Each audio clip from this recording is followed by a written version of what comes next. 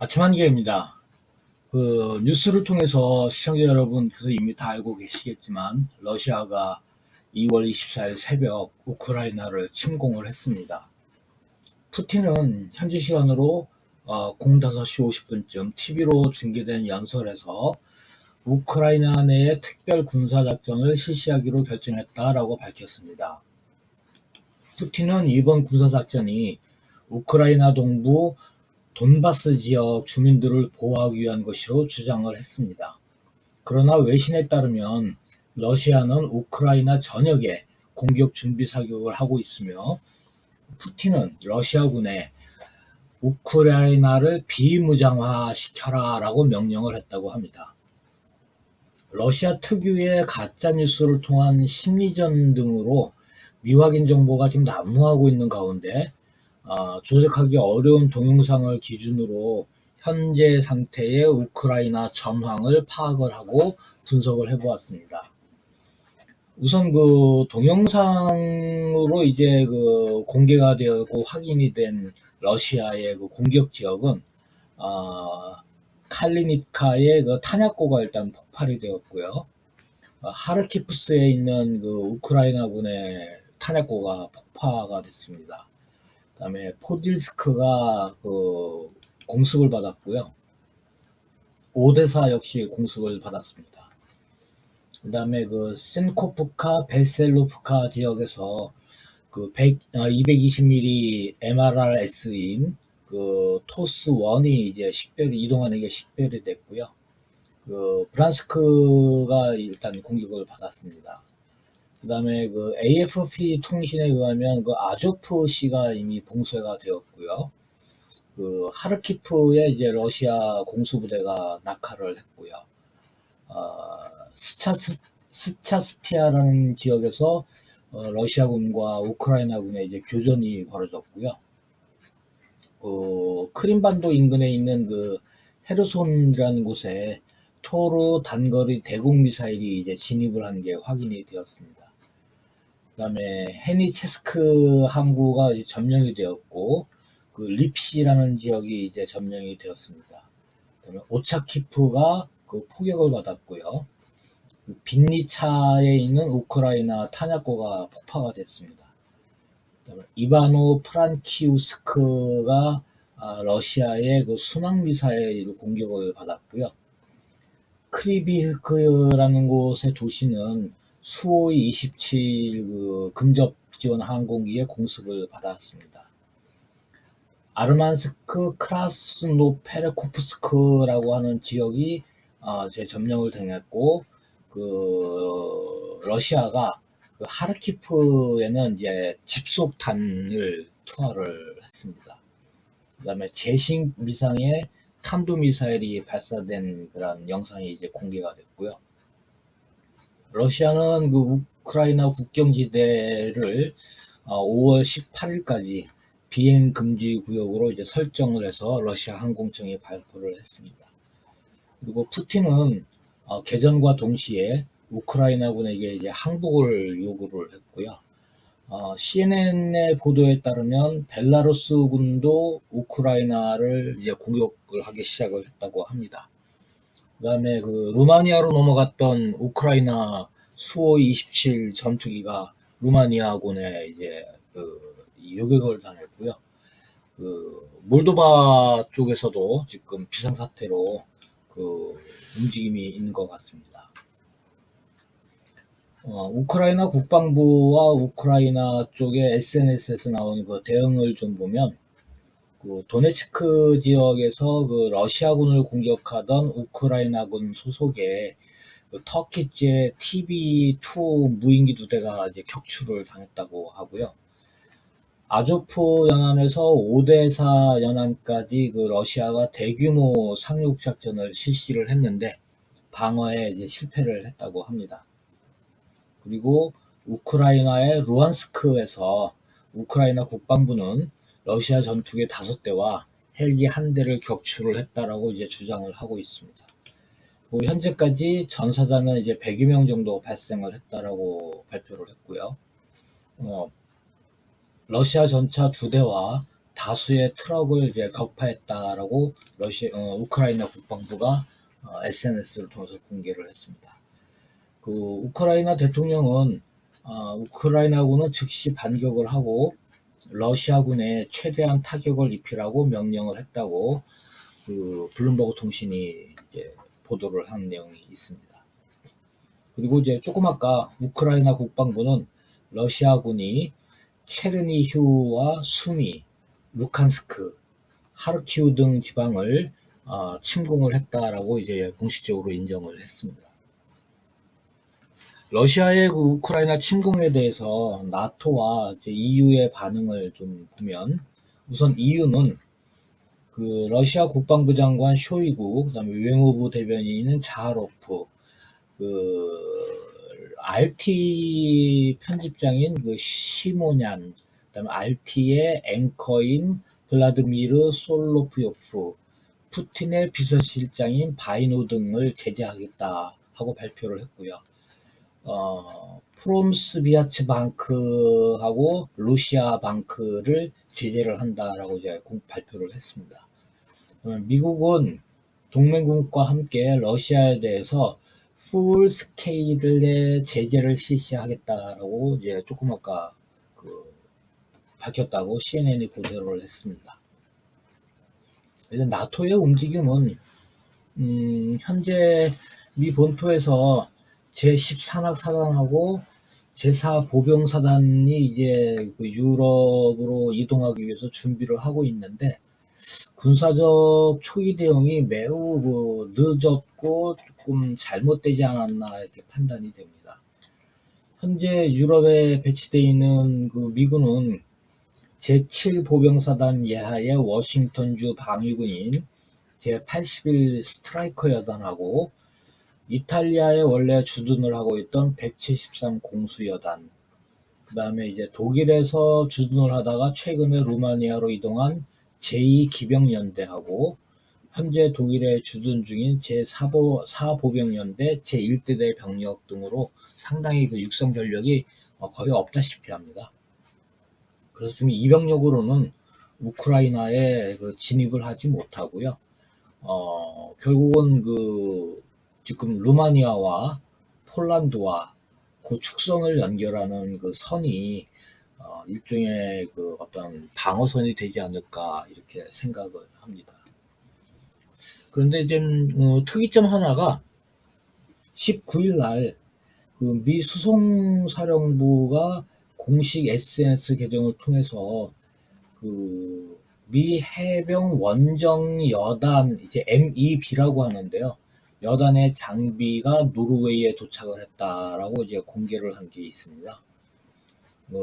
사전 배치 물자선인 TARK 311번 USNS 시즐러라는 함인데요. 노르웨이에 이제 도착을 해서 미 해병대 공지합동부대 맥테프라고 하죠. MAGTF라고 하는데 합동부대의 장비를 하역을 했다라고 밝혔습니다. 공식적으로 이 장비는 콜드 리스폰스 22라는 훈련을 위해서 이제 수송을 한 것이다라고 밝혔는데, 현재 우크라이나 상황하고 관련된 것으로 보아야 될 것 같습니다. 왜냐하면 노르웨이는 이미 2015년부터 미 해병대 사전 배치 물자로 맥팩 1개 여단용으로 MCPPN이라는 그 비축 물자가 이미 비축이 되어 있습니다. 총 그 8곳에 이제 분산 배치 치장이 되어 있는데, 이미 그 기지가 다 완공이 되어서 그 풀 스케일로 1개 여단이 30일 동안 그 사용할 수 있는 전투 물자가 이미 그 비축이 되어 있습니다. 그런데 훈련을 위해서 추가로 수송선으로 장비와 물자를 수송했다는 것은 상식적으로 이해하기가 조금 어렵습니다. 그 노르웨이에 배치된 미 해병대 물자의 기재의 위치를 보면 가장 북쪽인 그 트롬사라는 곳에서 러시아 국경까지 한 450km밖에 되지 않습니다. 그리고 러시아 국경에서 모스크바까지는 한 1600km 정도 나오고요. 그래서 그 미 해병대의 그 원정 여단은 모두 6개인데요. 그 중에서 그 대테러 작전만 주 임무로 하는 제4 원정 여단을 제외하면 전투 여단은 5개입니다. 그 중에 그 제1원정군의 1원정 여단, 제2원정군의 제2원정 여단, 제3원정군의 제3원정 여단, 그 다음에 해병대 직할로 그 4, 5, 9 원정 여단이 있는데, 아마 그 이번에 그 이 노르웨이 쪽으로 병력을 전개를 한다면 미 해병대 직할인 제5 원정 여단이 되지 않을까 싶습니다. 그리고 MEB의 사전 물자는 정규전 기준으로 30일간 추가 보급 없이 전투를 수행할 수 있는 물자와 장비와 탄약입니다.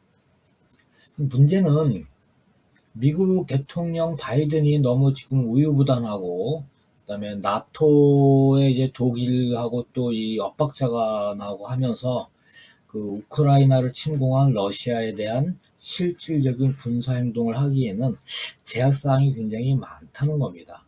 그 반면에 푸틴은 2월 19일 날 그 핵무기 투발 수단인 전략 무기를 총동원해가지고 무력 시위를 했습니다. 특히 그 대륙간 탄도미사일인 RS-24 야르스를 지금 발사를 하기도 했는데요. 참고로 그 러시아 전략군에 대해서 잠깐 얘기를 드리면 그 제23개 군단이 있습니다.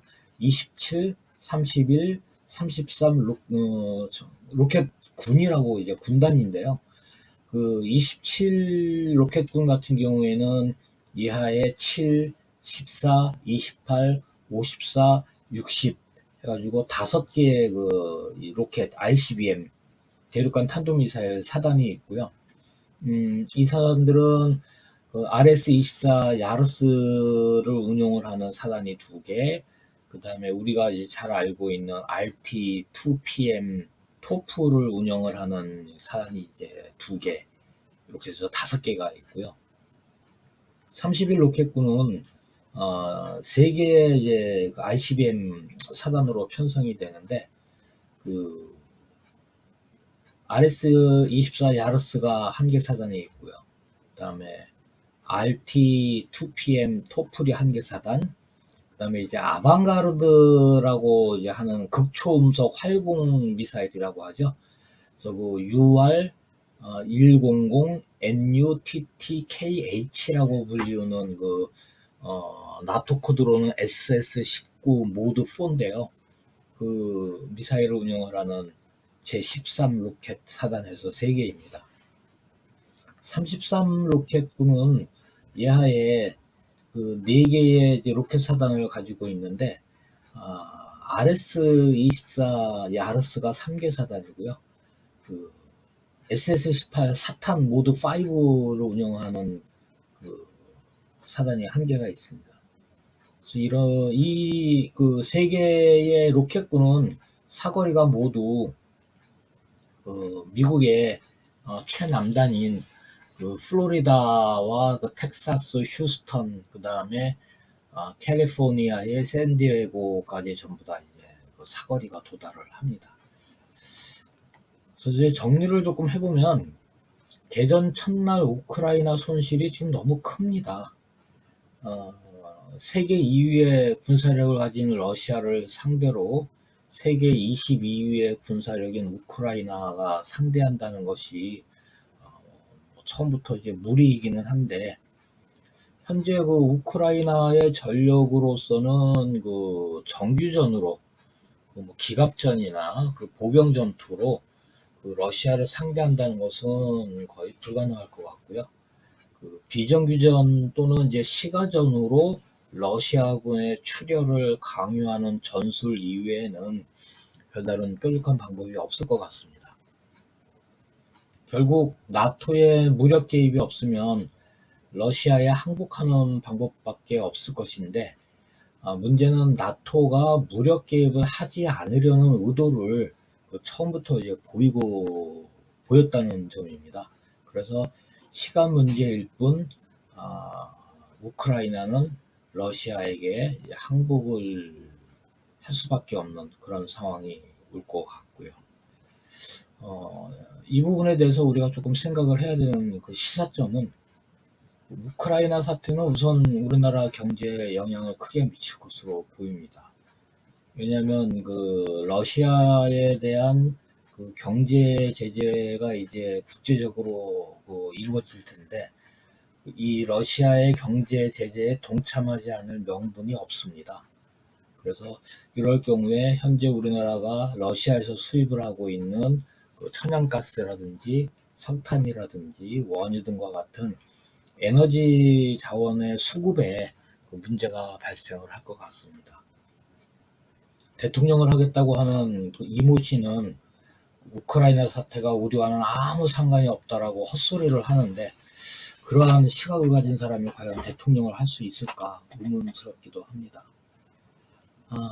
더 중요한 건 그 미국과 나토가 우크라이나 사태에 보여준 그 태도와, 특히 그 미국의 대통령인 바이든의 그 우유부단했던 그런 모습들이 중국과 북한에게 잘못된 신호를 보낼 가능성이 매우 높아졌다는 겁니다.